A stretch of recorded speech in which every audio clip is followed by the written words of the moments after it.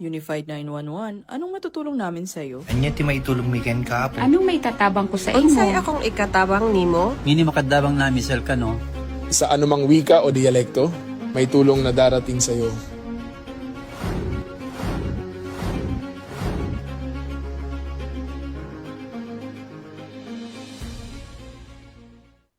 Lilingkod sa bawat Pilipino at magbibigay ng tamang impormasyon para sa tahimik at maayos na Pilipinas. Police News Network, alagad ng batas, tagapagtaguyod ng balitang pulis, sandigan ng mamamayan, patnubay ng katotohanan.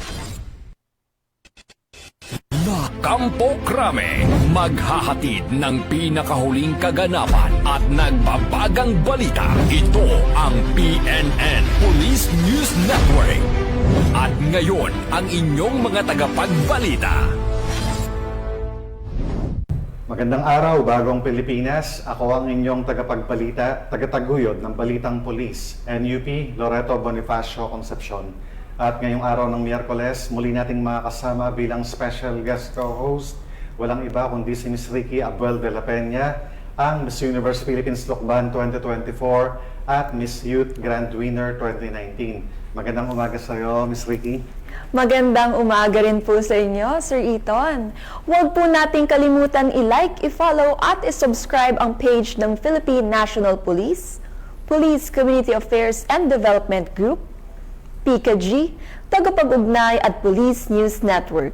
Kami po ay maghahatid sa inyo ng tamang balita, kwento ng pulis at serbisyo para sa mamamayan. At ito po ang PNP News Online. Ang pangunahing balita ng Police News Network, alagad ng batas, tagataguyod ng balitang pulis.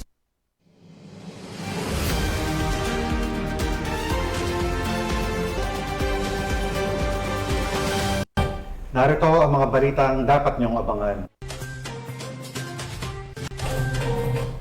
1.7 milyong pisong halaga ng hinihinalang shabu nasabat sa Bacolod City, 2 suspect arestado. High-value individual at 4 na iba pa arestado sa anti-illegal drug operation sa Pampanga. At 2 miyembro ng Communist Terrorist Group na may kasong arson, arestado ng Ifugao PNP.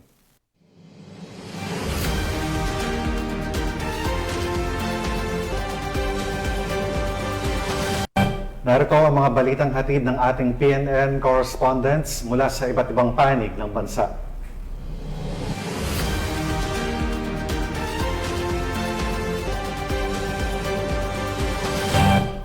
Simulan naman natin ang balita mula sa bahagi ng Luzon.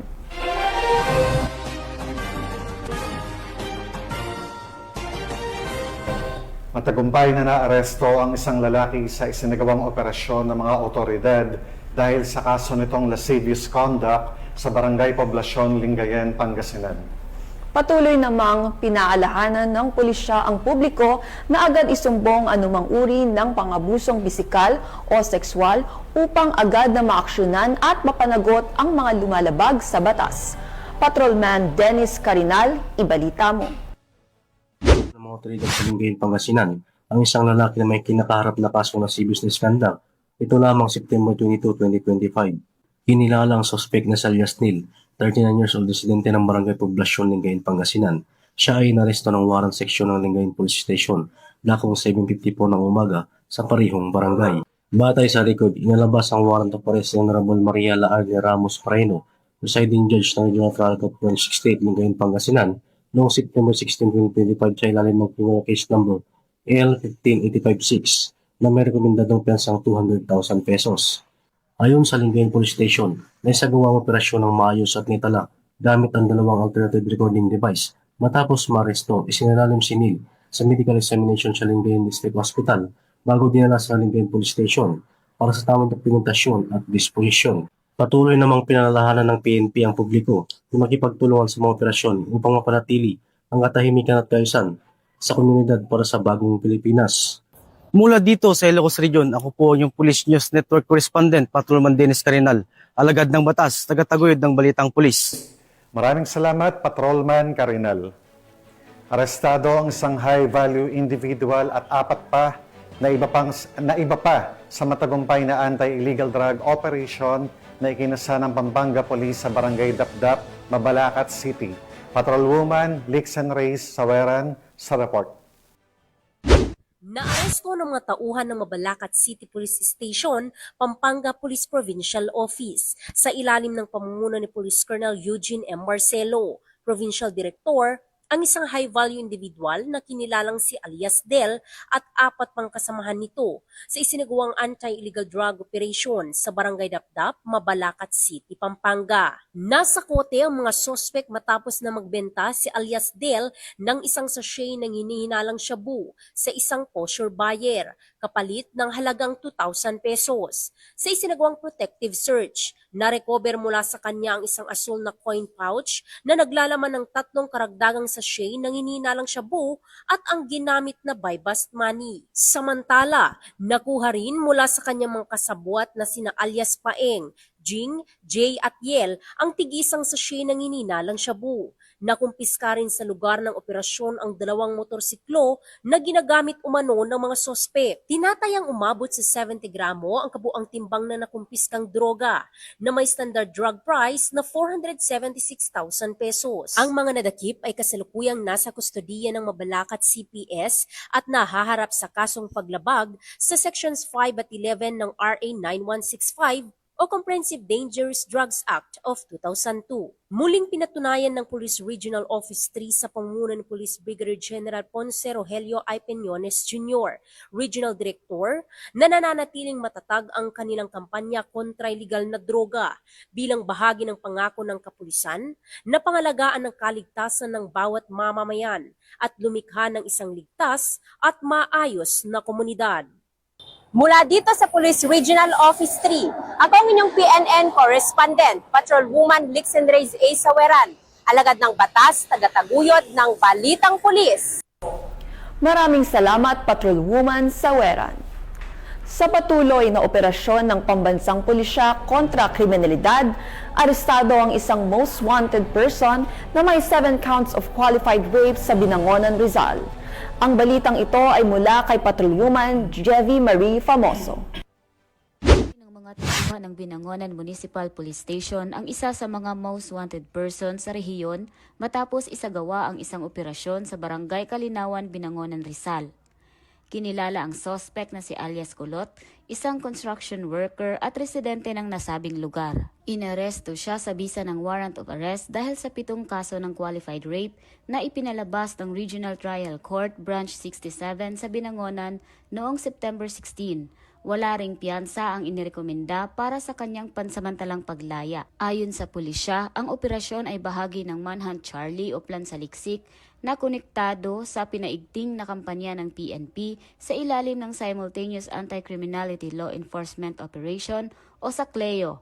Matapos ang pagkakaaresto, ipinaliwanag sa sospek ang dahilan ng kanyang pagkakadakip at ang kanyang mga karapatang konstitusyonal. Kasalukuyan siyang nakakulong sa Binangonan MPS Custodial Facility para sa kaukulang disposisyon. Isang malaking tagumpay para sa kapulisan ang pagkakadakip sa isang high-profile suspect na inaasahang magsisilbing babala sa iba pang mga kriminal sa rehiyon. Mula dito sa Calabarzon, ako ang inyong Police News Network Correspondent, Patrolwoman Jevie Marie Famoso, alagad ng batas, tagataguyod ng Balitang Pulis. Maraming salamat, Patrolwoman Famoso. Bumagsak sa kamay ng mga otoridad ang 2 kasapi ng Communist Terrorist Group na wanted sa kasong arson matapos ang matagumpay na operasyon ng Ifugao Police. Ang balita mula kay Patrolwoman Grace Kibiaen. Arestado ng pinagsamang mga tauhan ng Ifugao Police Provincial Office ang 2 miyembro ng komunistang teroristang grupo sa Sitio Dilan, Payawan, Lamot, Ifugao nito lamang umaga ng Setyembre 22 ng taong kasalukuyan. Kinilalang mga naaresto na isang 44 taong gulang, miyembro ng CTG, nagsisilbing commanding officer, SROG Southland at SRC Southland, at isang 35 taong gulang, miyembro ng CTG, nagsisilbing political instructor at sila ay pawang residente ng Agusan del Norte. Naaresto ang mga suspek sa bisa ng nakabinbin na warrant of arrest na inisyu noong Enero 30, 2020 ng Acting Presiding Judge ng 10th Judicial Region Branch 7, Bayugan City, Agusan del Sur para sa krimeng destructive arson na walang inirekomendang piyansa. Matapos basahan ng kanilang karapatan, ang mga nahuli ay dinala sa Lamot MPS para sa dokumentasyon bago ilipat sa kaukulang hukuman. Ang matagumpay na pag-aresto ay bunga ng pagsisikap ng pinagsamang operatiba ng Ifugao Police Provincial Office sa pangunguna ng Lamot Municipal Police Station, Ifugao Police Intelligence Unit, Special Action Force,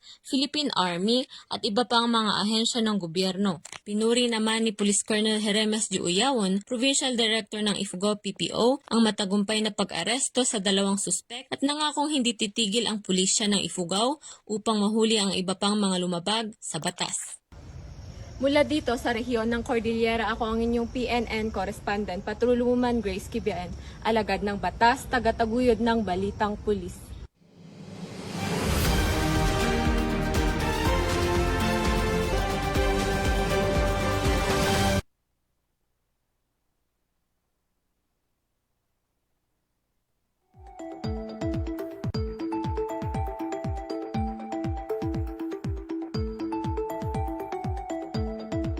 Narito ang ating latest weather update.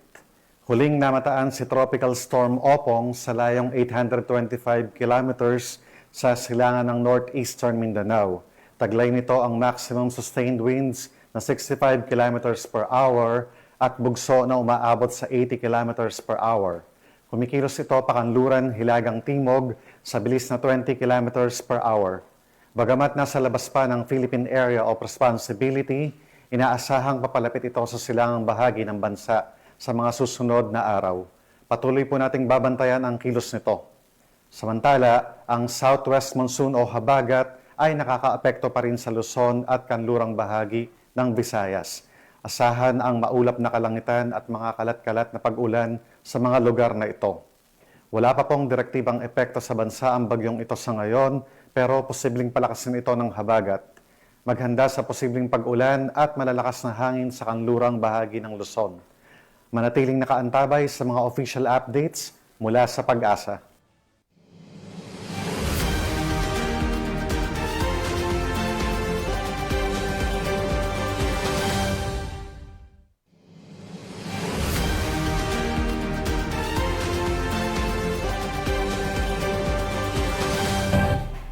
Tunghayan naman natin ang mga balita mula sa Visayas.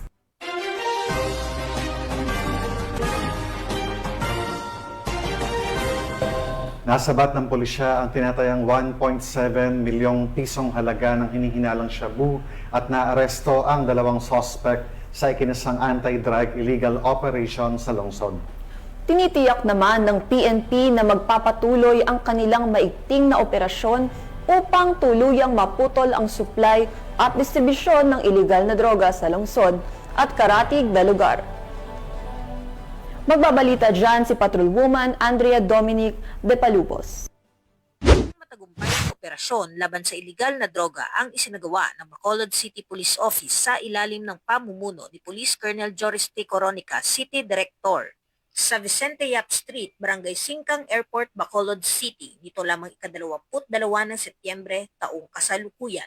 Ang operasyon ay isinagawa ng City Drug Enforcement Unit sa tulong ng isang confidential informant sa pakikipag-ugnayan sa Philippine Drug Enforcement Agency na nagresulta sa pagkaka-aresto ng isang high-value individual na kinilalang si alias Roy, 25 taong gulang, na italagang high-value individual na sangkot umano sa malawakang bentahan ng iligal na droga sa Bacolod City. Kasama niyang naaresto ang isang 15 taong gulang na menor de edad na nakilalang alias Junior na mga residente ng Purok Abada Sky Zone 5, Barangay Vista Alegre, Bacolod City. Nakumpiska sa pag-iingat ng mga sospek ang humigit kumulang 250 gramo ng hinihinalang shabu na may tinatayang halaga na 1,700,000 piso, isang caliber .357 revolver na may mga bala at iba pang non-drug items.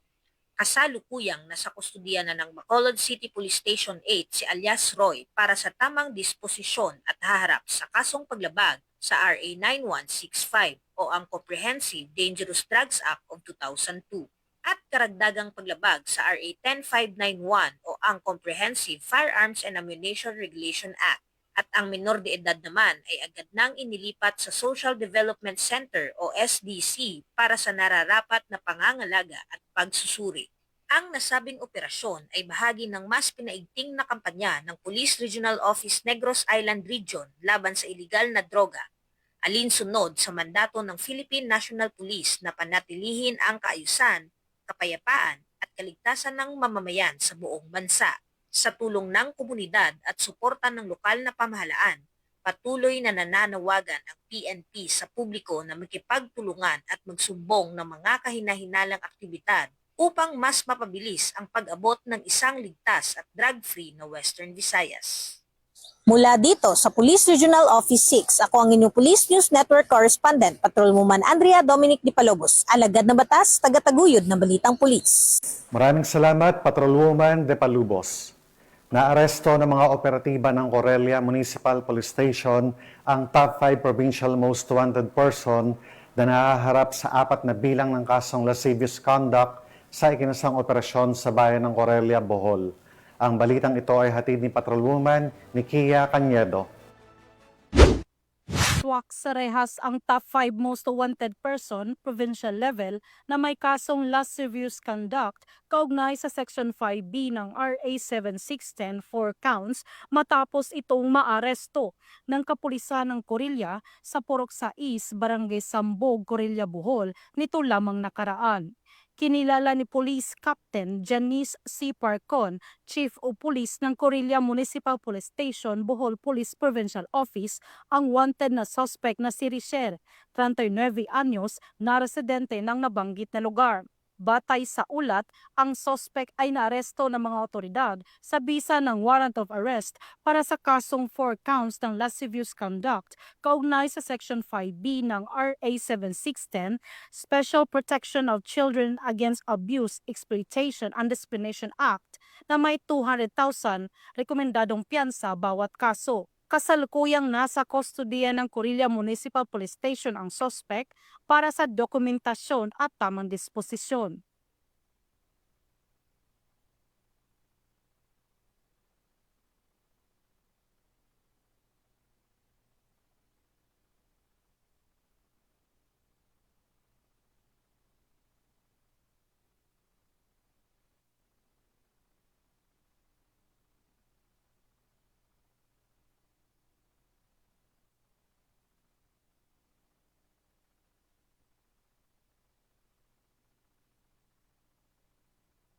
Sa ilalim ng 7-point agenda ni Acting Chief PNP, Police Lieutenant General Jose Melencio C. Nartates Jr., buong determinasyon ang mga kapulisan ng Corelia, Bohol sa pagtugis sa mga may sala sa batas upang mapanatili ang kaayusan at kaligtasan ng komunidad dahil sa bagong Pilipinas, ang gusto ng pulis, ligtas ka.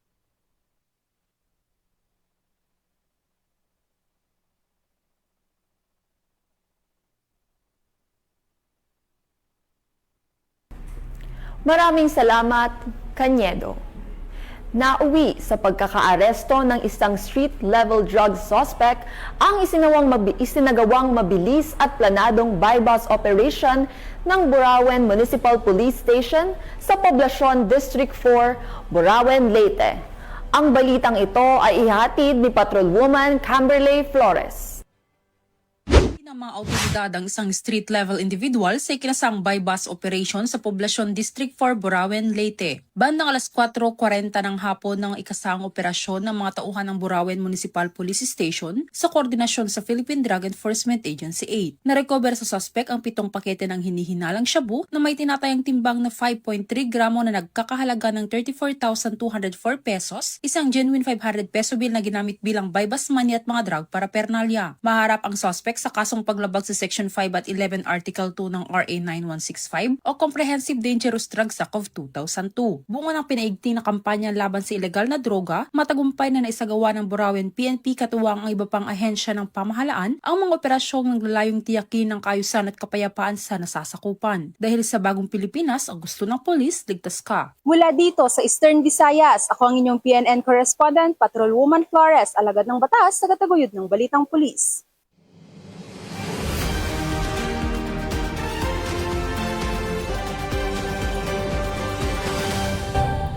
Narito naman ang mga balita mula sa bahagi ng Mindanao.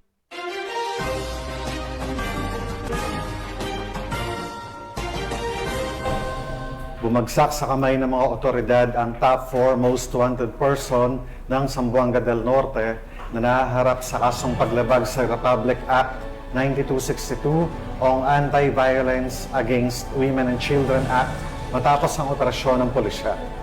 Sinisiguro ng mga otoridad na magpapatuloy ang kanilang pinaigting na operasyon upang mapanagot ang iba pang wanted person at maprotektahan ang karapatan ng kababaihan at mga bata sa buong lalawigan.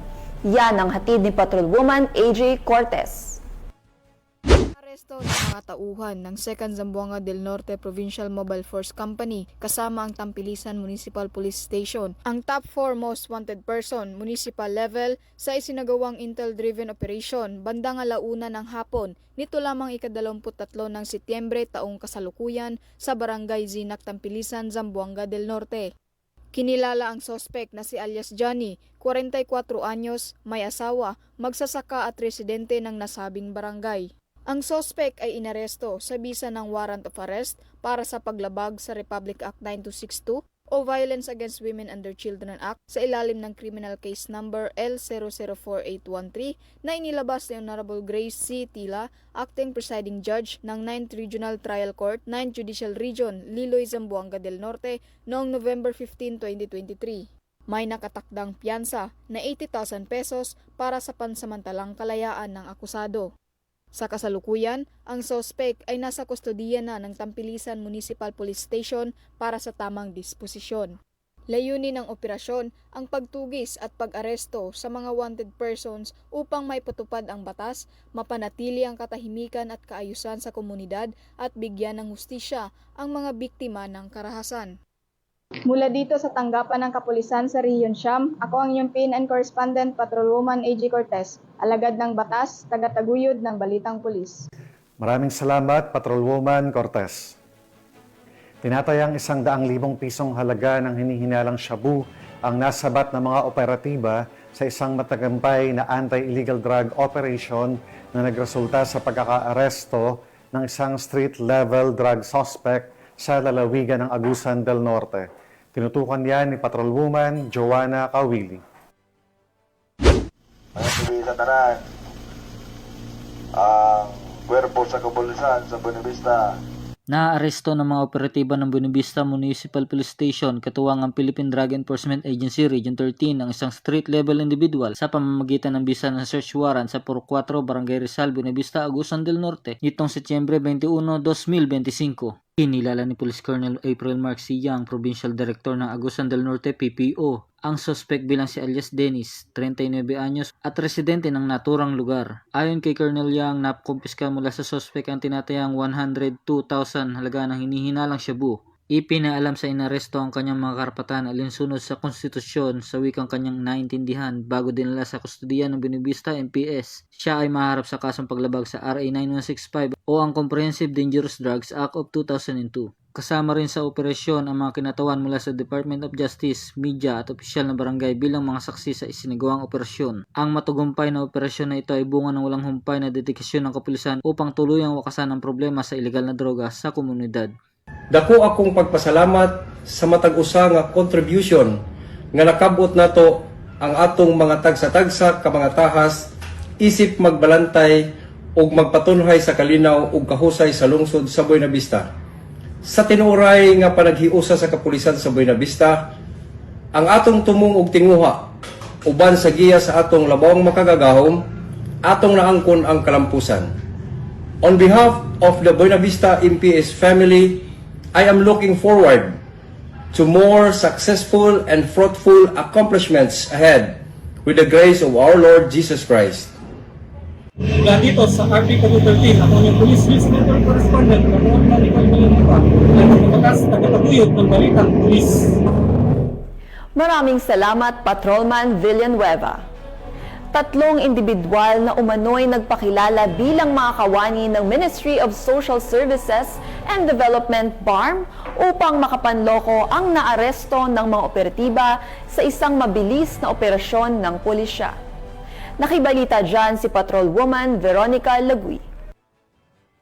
Timbog ang 3 individual na umunay nagpanggap at nagpakilala na kawani ng MSSD BARM upang makapangloko sa isinagawang entrapment operation ng Dato Odinsinsuat MPS sa Barangay Dato Odinsinsuat, Maguindanao del Norte. Dito lamang ika-23 ng Setyembre taong kasalukuyan. Kinilala ni Police Lieutenant Colonel Esmael Madin, Chief of Police ng Dato Odinsinsuat MPS, ang mga suspect na sina alias Berdin, 48 anyos, at ang umano'y 2 kasabwat nito na sina alias Mar, 32 anyos, at alias Den, 63 anyos.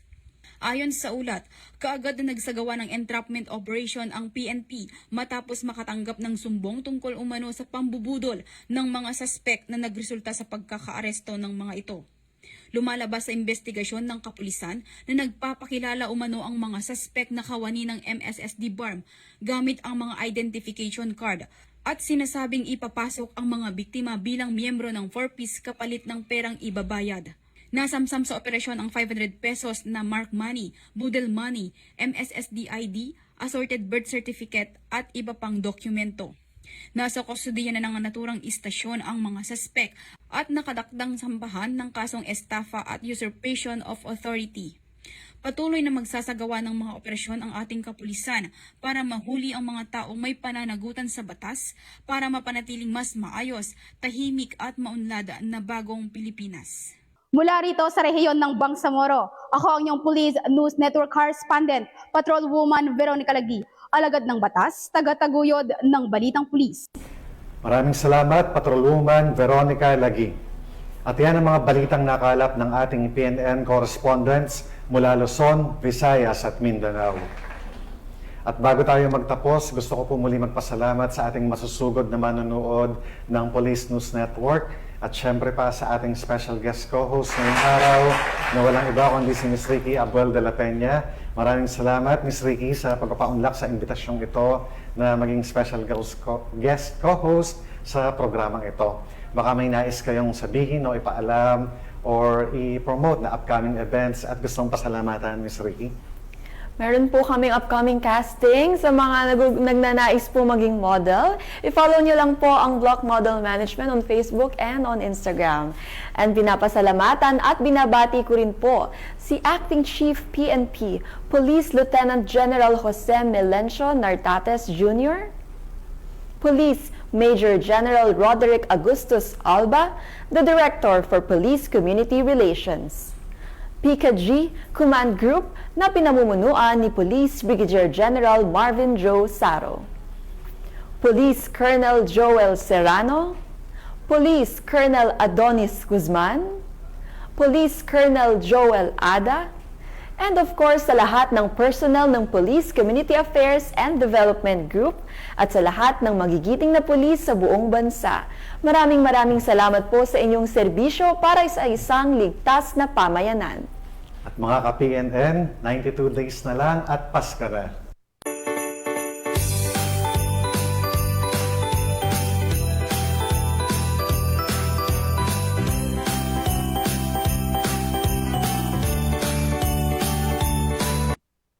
At sa ngalan ng pamunuan ng Philippine National Police, sa pangunguna ni Acting Chief PNP Police Lieutenant General Jose Melencio Nartates Jr. at sa pamumuno ni President Ferdinand Bongbong Marcos Jr., kami ay maglilingkod sa bawat Pilipino at magbibigay ng tama at balanseng balita. Mula rito sa tanggapan ng tagapag-ugnay ng Pambansang Pulisya, kami ang inyong tagapagbalita, tagataguyod ng Balitang Pulis, NUP Loreto Bonifacio Concepcion. At ako naman po si Miss Ricky Abuel de la Peña, your Miss Universe Philippines Lukban 2024 and Miss Philippine Youth Grand Winner 2019. Maghahatid ng tamang balita, kwentong pulis at serbisyo para sa mamamayan. At ito po ang PNP News Online. Ang pangunahing balita ng Police News Network.